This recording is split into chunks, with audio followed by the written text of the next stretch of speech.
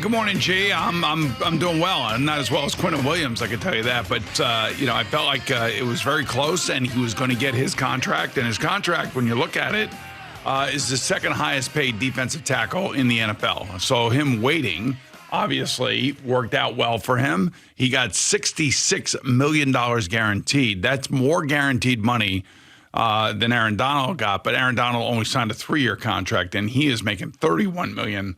And Quinnen's making about $24 million a year, which is still the second highest paid player at the position. So we go from a rookie who had no idea about traveling through airports and what was going on. And how yes, that's right. Right. He's also a man who blessed himself after sneezing. We have heard that before. And the Jets' Instagram actually put that video out yesterday after he signed his contract, which I thought was great. After he got drafted, he sneezed and then blessed himself, and then thanked himself. Right. So he goes, this bless you, thank you. And remember, so this is a contract extension. So it goes along with his rookie contract, and it's great. It's really great to keep him, and his play spoke volumes last year. You talk about a prove-it year. He had it last year, much like Daniel Jones did. And, he got a boatload of money. The Jets backed it up, and they finally keep one of their own. That's the thing. And hey, Mike McCagnon should be getting his flowers today, right? One of the few draft picks that he made that turned out to be one of the better players at that position in the league. I think they got a bunch of guys on their roster that will be signing second contracts, assuming that they live up to the billing that they have been handed. Yeah, but not McCagnon guys. Well, I know. This was the one. That would be Garrett Wilson. That would be Sauce Gardner. That would be probably AVT, guys like that. Mm-hmm. Hopefully Mekhi Becton gets a second contract. And this is the other thing. Like, if I'm Mekhi Becton, I'm sitting there going, holy crap, look what this guy got. Yep. If you're not motivated by, and Rob Saleh said this a lot, he is motivating his players by the amount of money that they can make. Yeah. All you got to do is look across the room and look at a guy that you probably face every day in practice and say, that guy got paid. And if you want to get paid, you got to be determined, you got to be dedicated, and you got to get your act together. It took Quinnen a little while to get his act together. Yeah, a little bit. When he finally got it together, it takes all of us.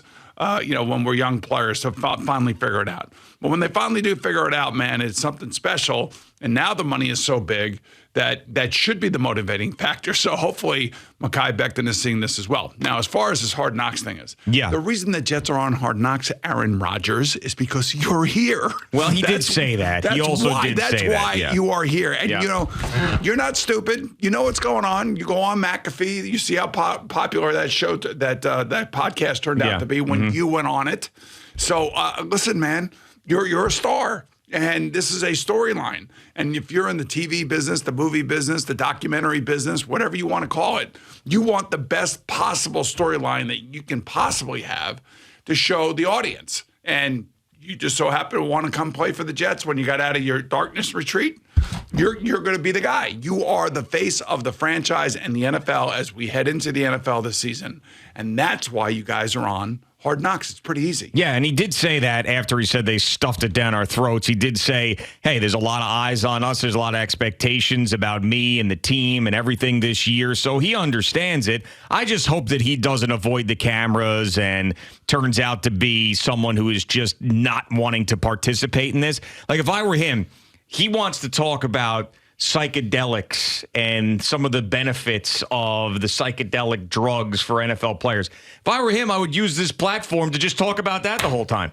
Be like, listen, let's talk some psychedelics. Let's talk some ayahuasca. Let's talk about this. Just talk about it, because that would be great entertainment. I want to hear. I want to hear him talking to Garrett Wilson about how to, break down man coverage and how to double move guys. Well, I'm sure they'll have that on the practice field. I want to hear that stuff. I want to hear the football stuff. I don't want to hear him talking about, hey, Garrett, you want to try some mushrooms? I don't need to hear that. But what I'm saying is they sit some of these guys down one-on-one and talk to them, and they'll have them in the hotel or their houses, and that's when he should just be like, listen, I'm going to just talk straight psychedelics with you guys. That's what I'm going to do. Just use this platform for something. He's got a lot of issues that he wants to get out there. A lot of things. He's got to use his platform to get the word out. So just use it like that. Hey, they got to get over it, though. I'll tell you this one. They need to just understand that this is happening and make the best of it. And I bet you there's some players on the team. I bet you guys like Sauce Gardner and Garrett Wilson love this. 100% they do. I mean, it's just Rob Saleh and Aaron Rodgers and some of the veterans that are like, come on. Yeah, but I also think that they have to do it. They have to say, we don't want it. We don't want the distraction. They have to say it. At the end of the day, after 3 or 4 days, they're going to not even realize that the cameras are there. Yeah. It will be a thing the first couple of days, and then all of a sudden, they go about their business. HBO does a great job of staying out of the way. I think they do this with NFL Films, and nobody does it better than NFL Films does. I mean, they mic'd us up when we played way back when, in the dark ages. Right. And they were in our face with those cameras, but, it didn't seem to bother us. As a matter of fact, so you're Aaron Rodgers, and you're in New York. You're in the media capital of the world. This is your oyster. This is your platform. This is your grandiose stage to say whatever you want, do whatever you want, act any way you want on the practice field, and everybody's going to get a glimpse of just how you go about your business. Right, which is something that we really haven't seen behind the scenes with Aaron Rodgers like this ever before. We've seen Peyton Manning, we've seen Tom Brady, we've seen Patrick Mahomes, we've seen them all. Well, but yes, Brady behind the scenes, he did a whole thing. He did a whole documentary on himself. Peyton Manning behind the scenes, not so much. Aaron Rodgers, I haven't seen behind the scenes all that much, and now Mahomes we're seeing with this quarterback documentary. But a lot of these great ones you don't get the access to. Like Tom Brady allowed it to happen because he wanted a documentary about himself. But like Peyton Manning, he never had a hard knock situation, or we never had a documentary with him doing all his crazy preparation. We've never seen that. Well, I don't know. I remember seeing tons and tons of NFL footage, NFL Films footage, because I was working inside the NFL. Yeah. So we get all that footage. Well, him during the games. Yeah, and we would play. But not like training camp or him in the training room or walking around and all that stuff. I kind of remember some of that stuff. Okay. Seeing him run practices in Indianapolis and then again in Denver and the whole Omaha thing. Right. Yeah, of course. I need your concentration. Let's take our focus off that jumbotron and get back on the field. You see what I'm saying? That's how I had to yell at Al. It's like we gave up on that. Yeah, some things never change. Huh? That's exactly right. I had to yell it out. Yankee Stadium. Get your face out of that freaking jumbotron and get your ass and get your eyes back on the field here and start focusing in on what we're trying to get done. I mean, I remember standing there, and I remember that cut because somebody had a good run, I think, or something. And I'm looking at my teammates, and the way that our huddle was, my back was to the defense. Yeah. And the 10 guys, there were 5 and 5, right? So the 5 offensive linemen were in the front, and then the tight ends, running backs, whatever combination of personnel were in the back. And I remember looking at it and getting ready to call play, and they're all looking at the replay board as I'm giving the play. That's why I'm screaming at them. Well, you see all these guys now. Yeah. And it's not only replays, but also the live stuff. So they'll put the live game up on the board. So if a wide receiver catches a pass and has a step on a DB, he'll look up to see how close the guy is behind him. And that's actually using it to the advantage. But your guys were just not focused. So you got to snap it back. I mean, they were all looking up and, oh, look at me. Look at the play I made. I said, that's one play. I need about 10 more plays. Yeah. Let's get in a goddamn end zone. You know what I'm saying? Yes, I do know what you're saying. So. And being around you for all these years, I know that voice. I know that intensity. And in all sorts of facets of your life. By the way, speaking of the Jets and things that they do behind the scenes, did you happen to see the tweet yesterday about what Rob Saleh was doing during the afternoon?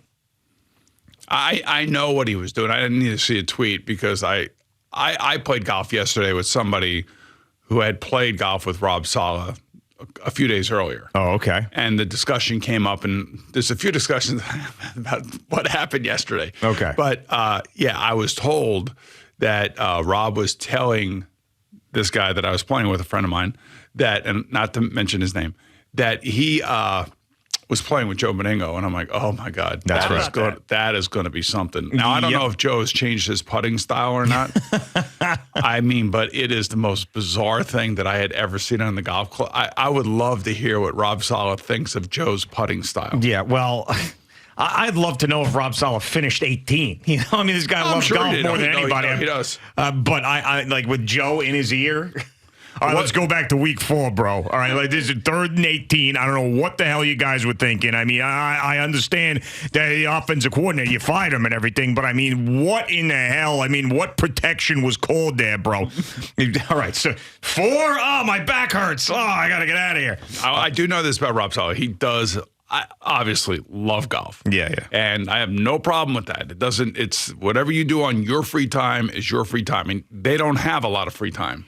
So he is basically filling a lot of his free time on the golf course before they got to go to work next week. Now, I want to know, because he also played with Terry, his wife. Okay. I want to know this picture. Everybody's looking at Taking selfies. Everybody's looking at his socks in the picture. Whose socks?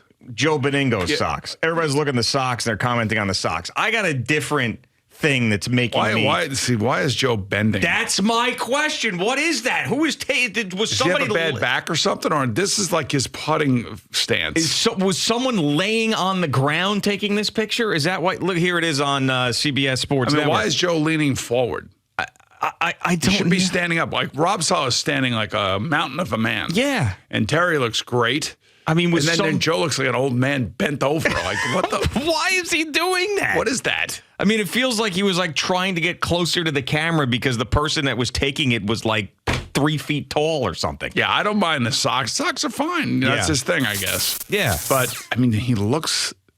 And don't forget to hit the bell so you're notified when we're dropping new content.